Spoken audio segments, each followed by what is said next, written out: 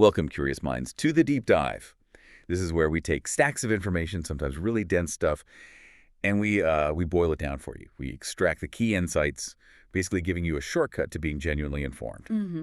And today, well, today's journey it's pretty extraordinary. Deeply unsettling, actually. We're diving into a first-hand account, a personal narrative so intense it really forces you to reevaluate, institutional power and just sheer personal resilience. Yeah, it's a heavy one. It is. Our focus is exploring these excerpts from a text titled 19KMV Station 10C.txt. It's presented as a raw autobiography. Right. And it chronicles these harrowing, really years-long experiences of an individual known in the text as Der Käufer. The buyer, essentially. Exactly. And this person is specifically identified, apparently, from something called the World Succession Deed 1400. So we're not just skimming a story here. We're engaging with what's presented as a very meticulous record of, well, what Der Käufer describes as real, tangible events. Actual occurrences. Yes. So our mission, our goal in this deep dive is to understand precisely these occurrences. The text calls them Verschwörungsfakten. Right. Literally translates to conspiracy facts. Right. And we need to be absolutely clear here. We're approaching these not as speculative theories, not from our side anyway, but as the documented facts through the perspective of the source material. That's crucial, how the author presents them. Exactly. These recorded facts, they shed a really uncomfortable light on this highly secretive institution referred to throughout the account as Black Site Berlin, or sometimes penal psychiatry. And, to really grasp the gravity of what we're about to dig into, we first need to understand what Black Site Berlin is, according to Der Käufer. Okay. It's not painted as a normal prison or hospital. It's described as a covert, heavily disguised secret prison. Hidden in plain sight, maybe? Something like that. And what's really crucial, according to the text, is its operational framework. The personnel, the staff interacting with Der Käufer daily, they're described as operating under this overarching umbrella of an international deep state. Wow, okay. That's a big claim. It is. And this deep state, as Der Käufer recounts it, acts sort of interchangeably, sometimes on behalf of the German state, sometimes the American, sometimes the Russian. So transnational. Completely. Yeah. Which immediately paints this chilling picture, right? A facility operating way beyond any normal legal or ethical oversight, truly in the shadows. With a reach that crosses borders. Exactly. It's portrayed as this entity designed to exert control in ways that are deliberately opaque, deliberately unaccountable. That context is absolutely critical then. And this term, Verschwörungsfakten, which maybe, for clarity, we'll mostly refer to as the documented facts from the source that's paramount. Yeah. These are occurrences that, if they unfolded, as described in this text, they reveal an almost unbelievable level of systemic manipulation, control, operating totally clandestinely. It's a heavy narrative. It really is. So you should prepare yourself.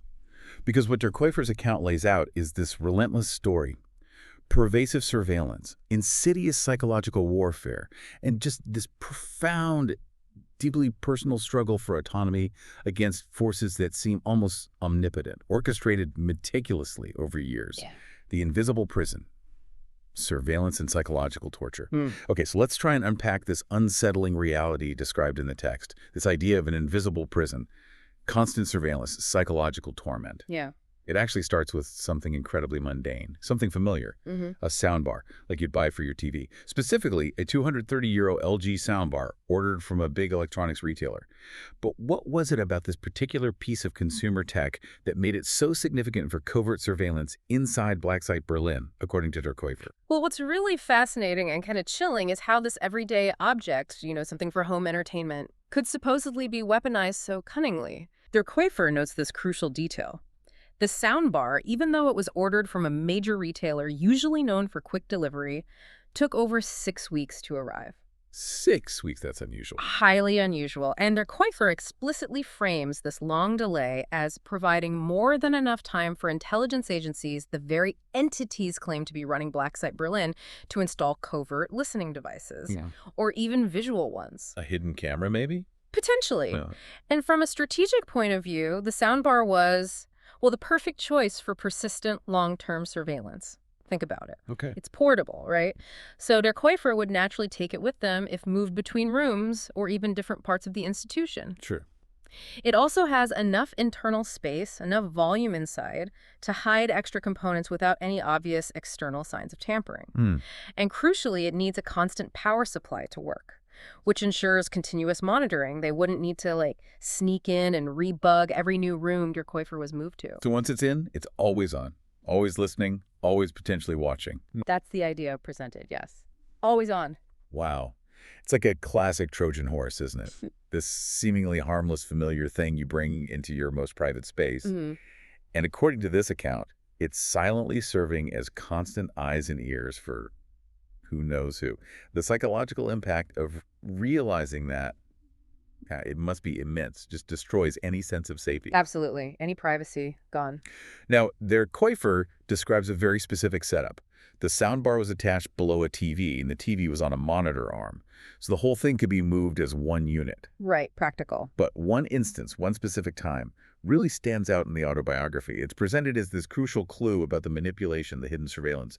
What supposedly happened then? Yeah, this detail is framed as really significant evidence by der Käufer. So throughout their time in Black Site Berlin, their belongings were often moved by staff, usually when they were put in isolation. Wow. And every single time, without fail, this TV soundbar setup was transported as one single assembled unit, just picked up and moved. It was the easiest way.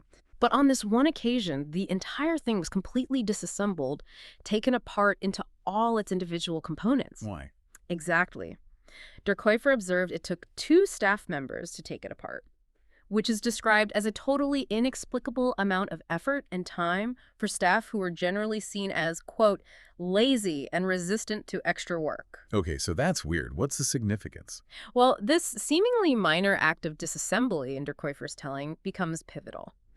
The reasoning presented is, if a camera or some other advanced surveillance tech was installed inside the soundbar, its internal components would have been modified, changed from the original factory state, Right. and reassembling it perfectly, making it look completely untouched, hiding those modifications entirely.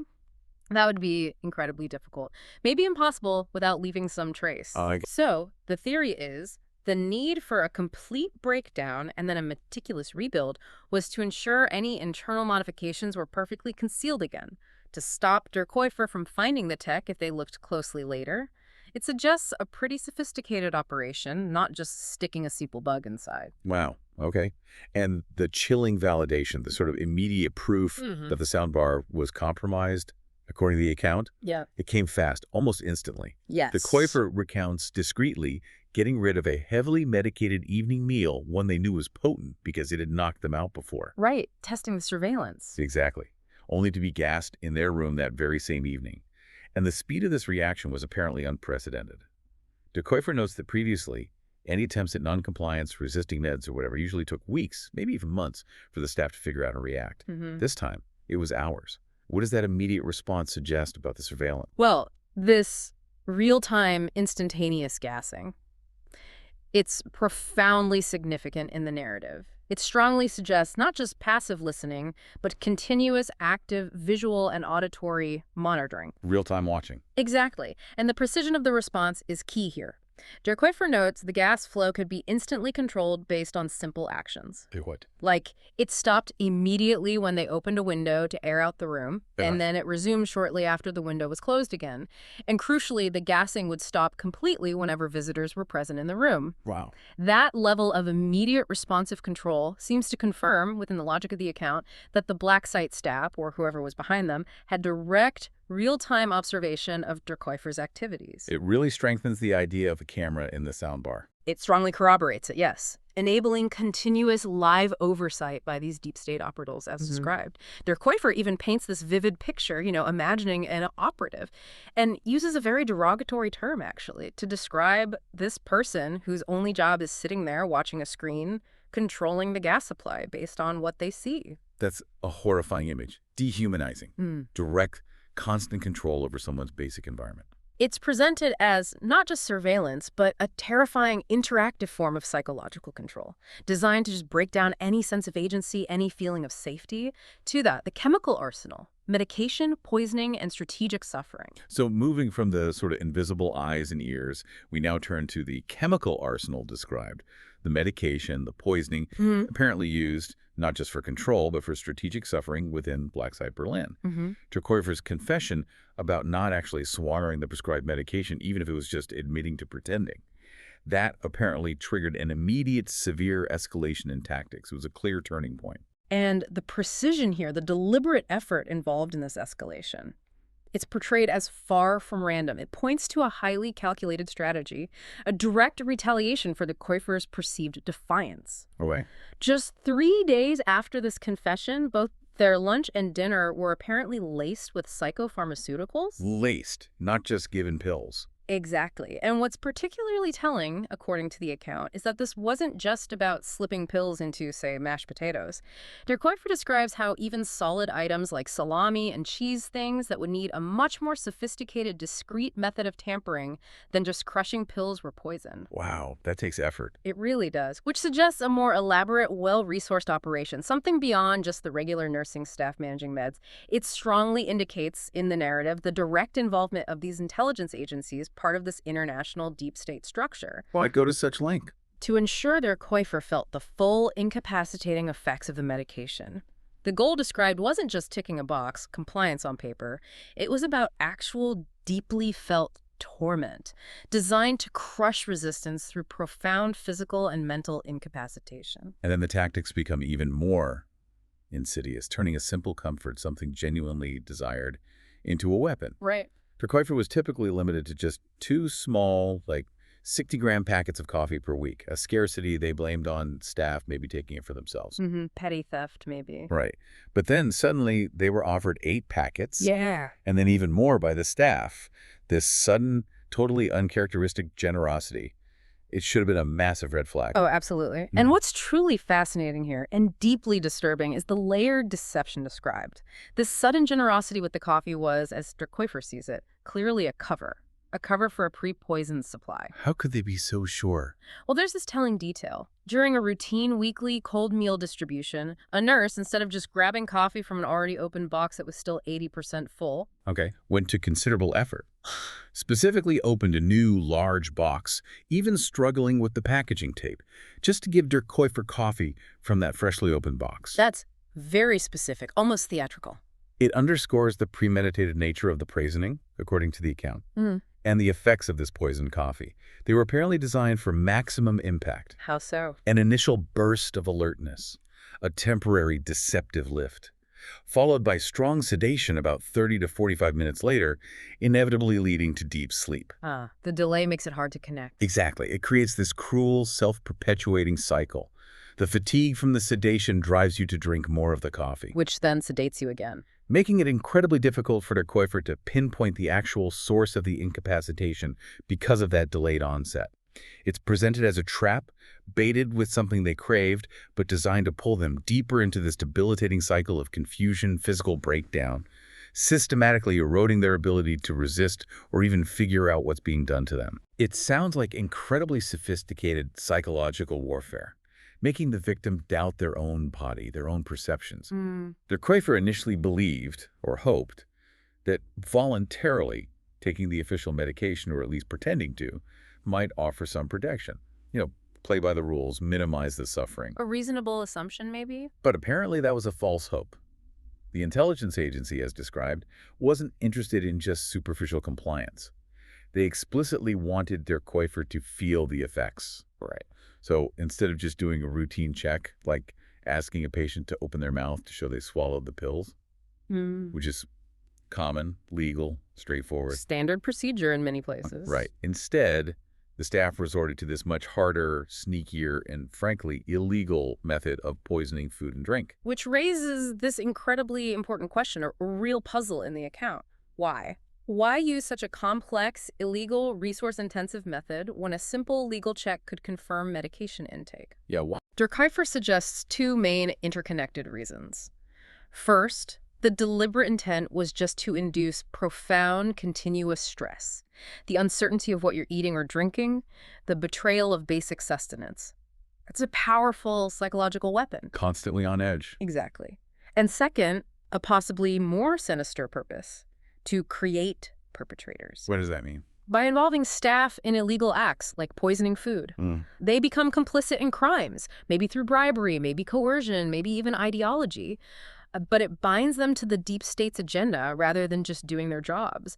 It creates this larger network of culpability, people bound by shared secrets and shared risk. Wow, that's intricate. Der Koifre even speculates this whole elaborate scheme might be designed with future legal consequences in mind. Maybe the responsibility could eventually escalate from the, quote, insignificant black site staff right up to political leaders under international criminal law. Suggesting a really long-term strategy, maybe exposing parts of the deep state later. It's presented as a possibility, a long game. And this constant hidden poisoning forced der Koifre into an agonizing choice. Not swallow the official medication, even if it looked bad, just to avoid a massive, potentially fatal overdose from the combined drugs. Because they were already being drugged covertly. Precisely. The memory of a total overdose earlier being incapacitated for 3 full days after forced medication served as this stark, unforgettable lesson about the dangers of combining the official and the covert chemical assaults. So by early 2024, after der Koifre managed to get self-catering status back, which they had lost during an isolation period, Right. the poisoning tactics shifted again.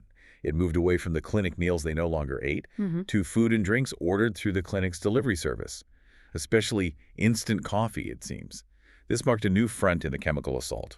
And in many ways, an even more insidious one because it has that illusion of choice, of personal control. The poisoning in these self-ordered items was apparently low dose at first, almost unnoticeable, just creating this gradual unease.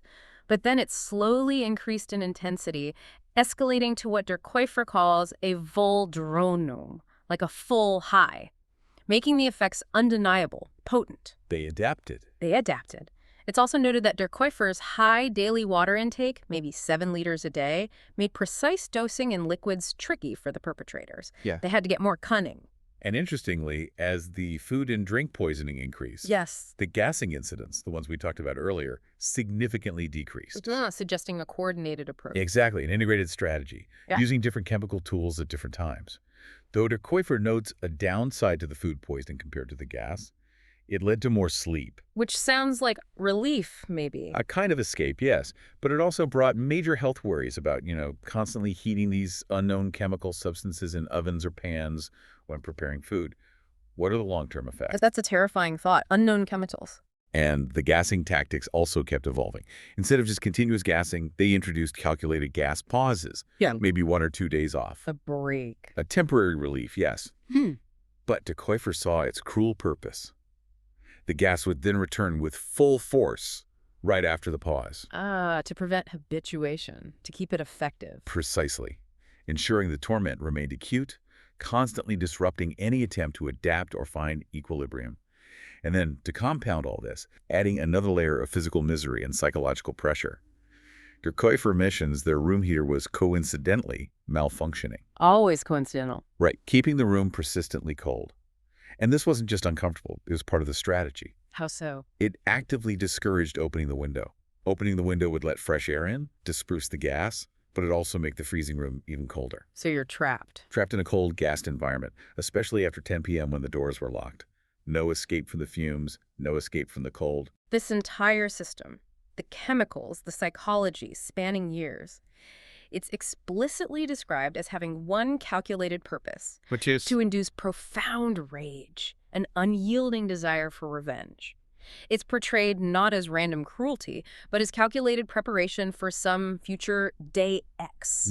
A pivotal strategic moment where der Koifre's voluntariness, or rather their engineered emotional state, is meant to play a crucial role in some larger Verschwörer plan, a conspirator plan. Based on what principle? The old principle, Spalte und Herrsche, divide and conquer. The deep state's intent, as perceived by der Koifre, isn't just control or punishment. It's about sculpting der Koifre's emotions, molding them into an instrument for a much larger, unseen geopolitical game. This deliberate cultivation of revenge is key to their long-term design, according to the source. 3, provocation, legal loopholes, and the pursuit of revenge. Okay, this brings us to a particularly cruel, really insidious aspect of the tactics described at Black Site Berlin. Weaponizing language itself, weaponizing the legal system. Der Koifre describes this awful catch-22, a poisoning fantasy trap, where the very act of complaining about being poisoned which they claim is actually happening. Right. That act of complaining is meticulously documented in their medical records as exactly that. Poisoning fantasies. It's a complete reversal of their claimed reality. It's a profound, deeply disturbing weaponization of the psychiatric system itself. The system becomes the tool for gaslighting. How does that work in practice? Well, these documented fantasies are then systematically used in nursing reports, in annual assessments, and most critically, in court hearings. The legal justification. Exactly. They become the evidence presented under the guise of expert medical opinion to justify extending Der Käufer's stay in Black Site Berlin, perpetually trapping them. So speaking out makes it worse.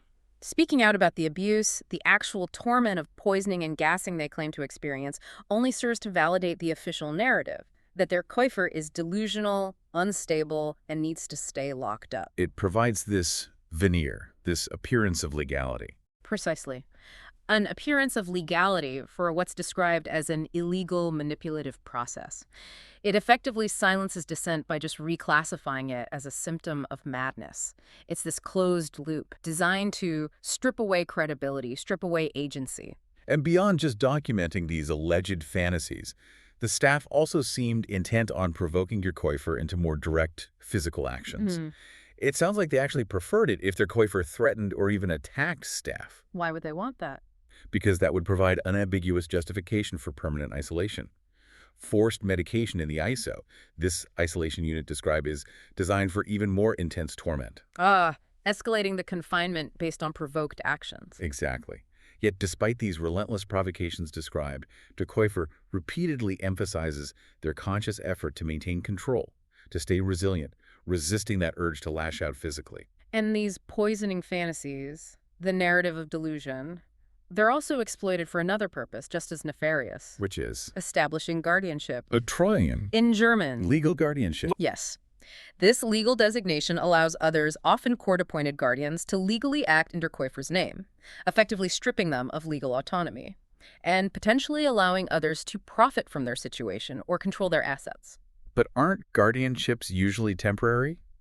Reviewed? They're supposed to be. But the system, as described by Der Käufer, constantly seeks fodder, new evidence, perceived crazy statements, violent outbursts, anything to justify extending the guardianship indefinitely. So it perpetuates the control. It perpetuates the illegality of the whole process, all under the deceptive cover of legitimate legal procedure. Maintaining control, leveraging Der Käufer's situation for illicit gain or maybe strategic advantage within this larger deep state plan. And this calculated provocation, this engineering of situations to justify control, it's not presented as a new strategy for the entities behind Black Site Berlin. No. Der Käufer recounts a chilling parallel from their past, from a time they were homeless in Berlin. It echoes the same systematic manipulation they claim to face now.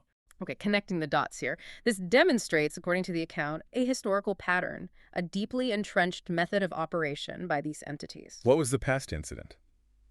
Der Käufer ascribes being pushed to an extreme breaking point by immense psychological pressure while homeless, culminating in an act of violence, an attempted killing, during what they frame as a hostage situation involving their mother, orchestrated by a chief physician in a psychiatric setting back then. Wow. And this act, seen in hindsight through the lens of the autobiography, was precisely what the system wanted: to justify punishment, justify confinement. So instead of just locking someone up unjustly? Exactly. Instead of acting openly as an Unrechtsstaat, an unjust state, these deep state actors, as portrayed, engineer situations.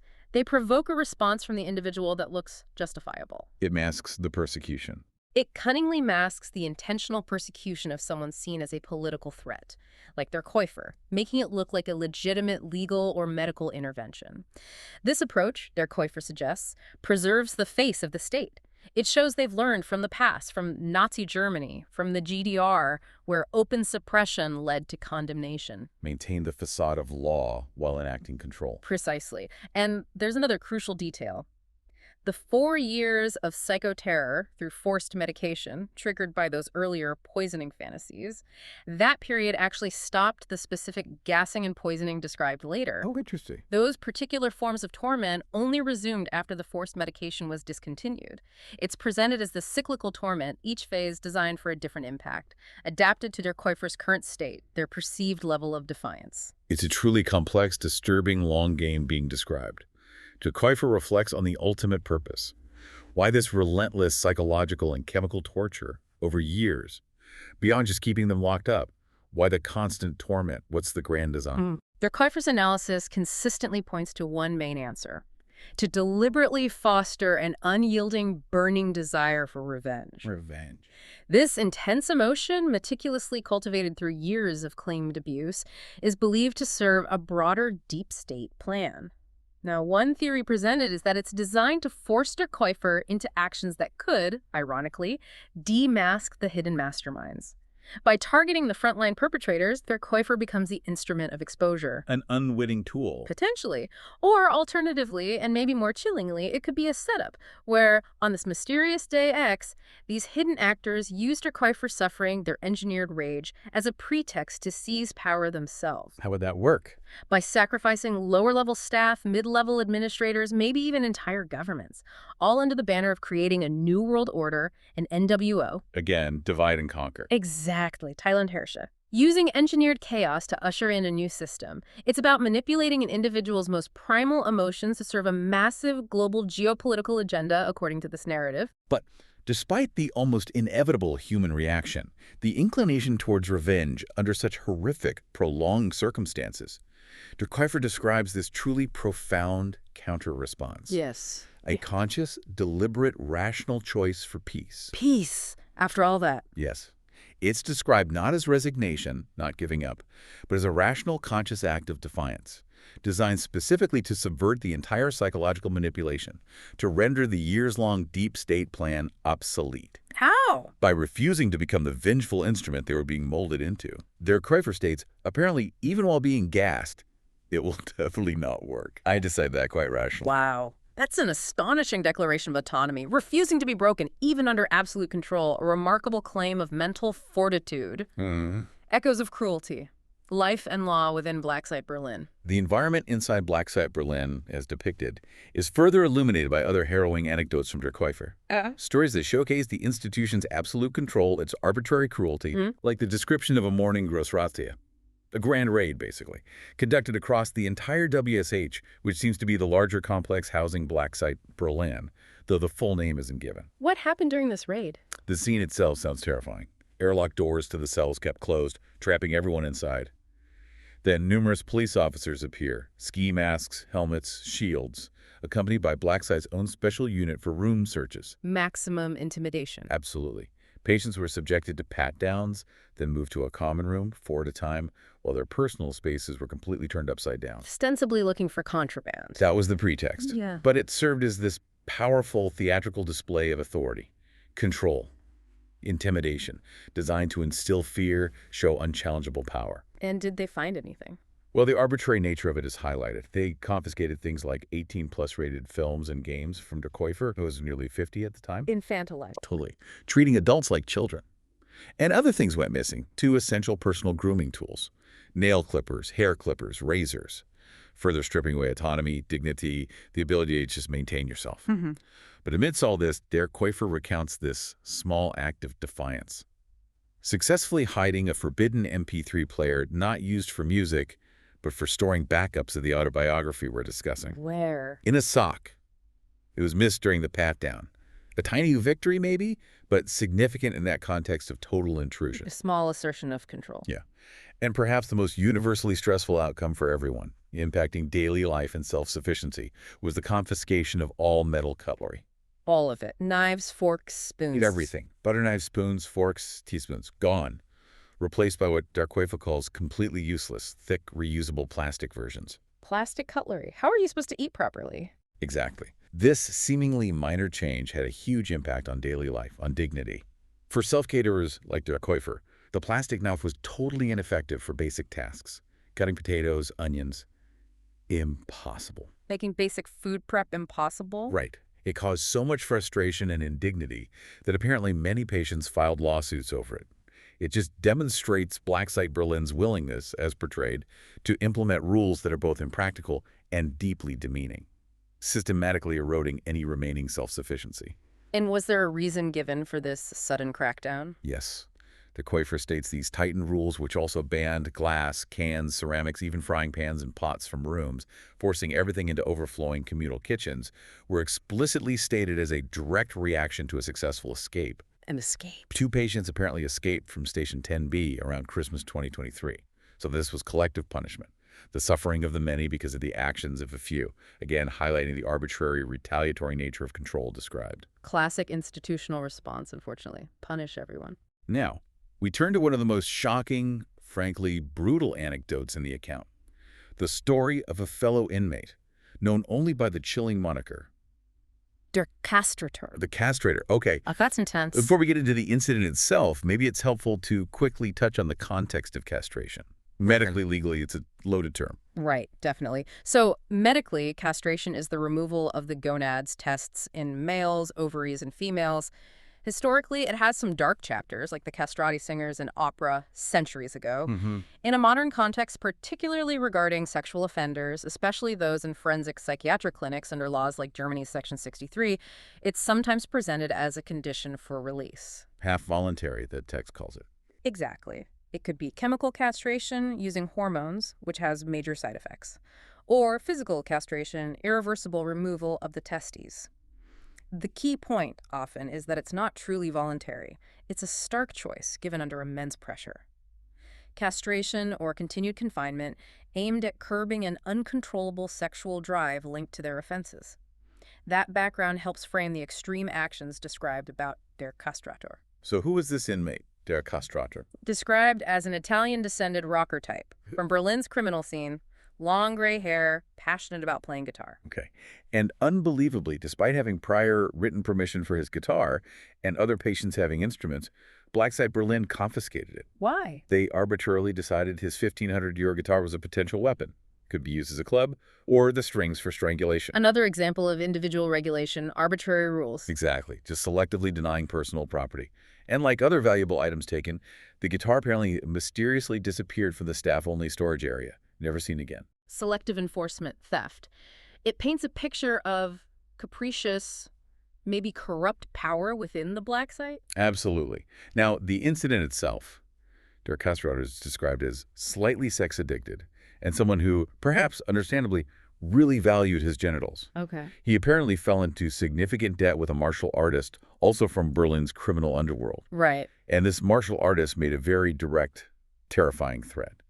If you don't pay, I'll cut off your balls. Not subtle. A promise in that world, perhaps. Der castrator's response, according to der Quafer's account, was immediate, swift, and utterly brutal. What did he do? He attacked the martial artist directly, pulled down his training pants, grabbed his testicles like a vice with one hand, Oh, God. and with a folding knife, started cutting them off. Der Quafer notes that despite the martial artist fighting back hard, the testicles were only partially severed, hanging by just a thin piece of skin. Grotesque. Agonizing. Unbelievable brutality. What happened then? The martial artist fled, obviously in shock and excruciating pain, ended up needing complete surgical removal of the testicles at a hospital. And der Quafer's reaction. A cynical observation. Castration, 1 versus martial arts, equals 0 ass. Reflecting this brutal primal code of justice where an extreme threat was met with an even more extreme, immediate, literal response. Any consequences for der castrator? Order to pay damages for grievous bodily harm, apparently, but having no money, no way to earn any inside. Couldn't comply. This whole story, recounted by der Quafer, just speaks volumes about the extreme, violent realities that can unfold in or around these places. The desperation, the horrifying measures people resort to when pushed to the absolute limit. The sheer brutality existing on the fringes, often spilling into these supposedly controlled environments, be challenging norms, gender identity, and institutional indifference. Our deep dive into the human experiences described within Black Site Berlin continues to challenge norms, especially around gender identity and what's portrayed as profound institutional indifference, maybe even cruelty. Der Quafer introduces another really compelling figure encountered on the male-only ward. A broad-shouldered man presenting visually as a hooligan, a pedophile sexual offender who had already spent a staggering 15 years inside Black Site Berlin. 15 years? And then what? He was conditionally released. Yeah? To an external Black Site living group. But der Quafer describes this not as freedom, but just an extension of control. Still under their thumb. Completely. forced to continue medication, mandatory therapy, and obligated to work cleaning toilets for just €2 an hour. Slave wages, as Der Käufer called it earlier. Exactly. And refusing this work meant immediate return to Black Site Berlin. No questions asked. It's painted as this grim picture of reintegration, this really just continued control, exploitation, barely veiled forced labor. Designed to keep people dependent. Right.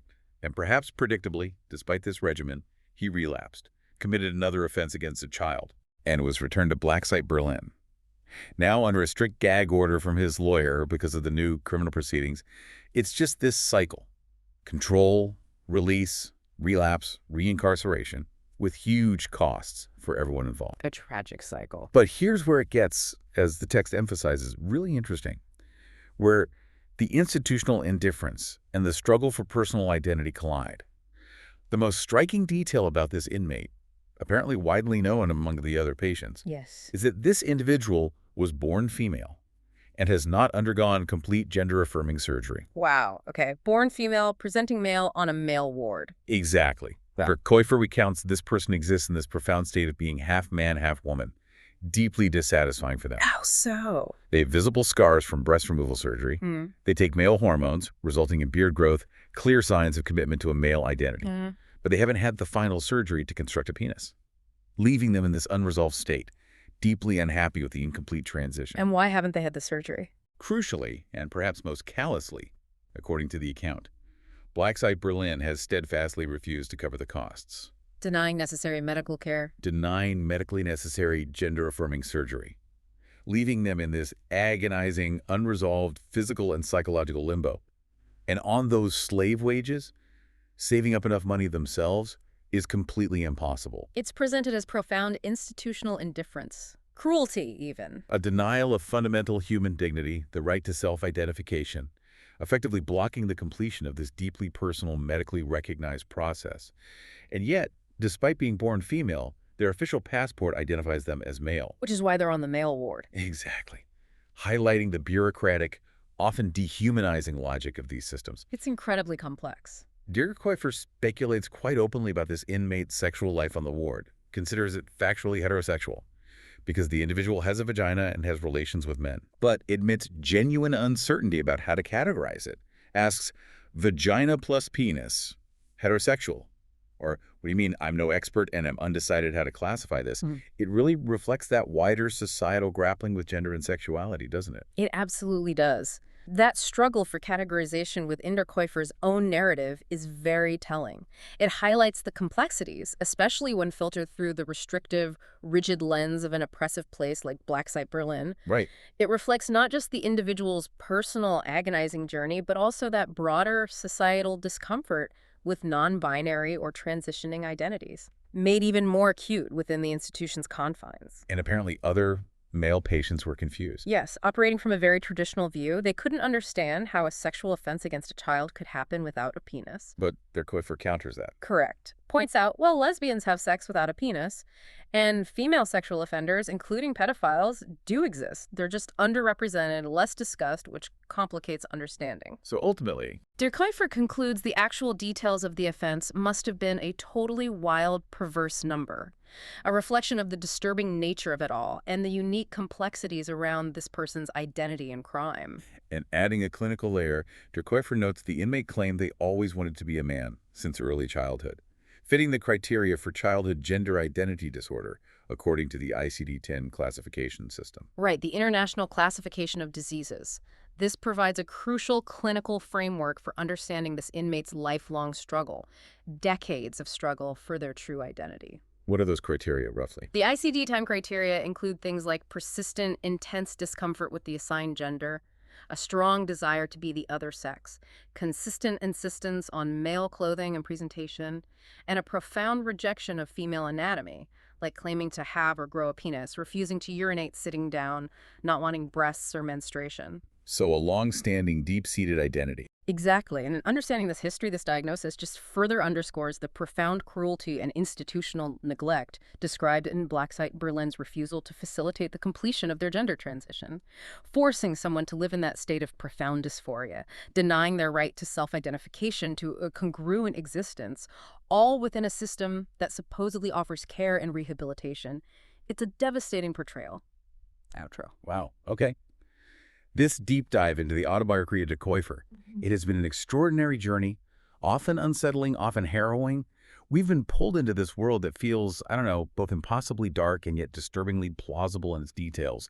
We've explored these Verschwörungsfakten, these documented facts as presented in the source, facts of constant intrusive surveillance, the insidious reality of claimed chemical torture, and this system meticulously designed not just to contain, but to provoke, manipulate, and control. Yeah, the narrative paints this incredibly chilling, comprehensive picture of Black Site Berlin or penal psychiatry, portraying it as an institution operating under the explicit, calculated direction of this international deep state. It highlights how individuals are supposedly systematically manipulated through psychological warfare, ensnared by legal loopholes, subjected to outright physical and chemical abuse. The deliberate provocation of revenge. Exactly. The weaponization of psychiatry to just dismiss legitimate complaints as fantasies, the profound denial of basic human rights, all described as happening under this thin veneer, this appearance of legality. It's profoundly disturbing. It speaks to a level of systemic control designed to maintain an illusion of legitimacy while perpetrating immense suffering, maybe achieving hidden geopolitical goals. Yet, amidst all that relentless multi-year torment described, de Kuyper's conscious choice to resist that engineered urge for revenge and instead choose peace. It stands out, doesn't it? It really does. It stands as this truly powerful, defiant testament to the human spirit's capacity for autonomy, for resilience, even when pushed, supposedly, to the absolute limit. It's presented as this rational act of rebellion, a refusal to be broken, refusing to be molded into the weapon the system intended. It's a striking counterpoint to the narrative of control. So a final thought, perhaps. In a world where such Verschwörungsfakten, such documented facts from a personal account, are presented as reality, as der Kuyper so compellingly describes, how do we as individuals listening to this maintain our own sense of truth, our own autonomy, especially when confronted with systems allegedly designed to deliberately blur the lines between fact and fabrication? That's a tough question. It is. And what are the true costs, both personal and societal, if institutions that are supposed to provide care become instruments of control? Subtly, or maybe not so subtly, shaping individual lives to achieve some hidden agenda. This story, this account, it really demands critical thought, doesn't it? About the nature of power, the very fabric of truth, and the enduring strength of the human will to simply resist.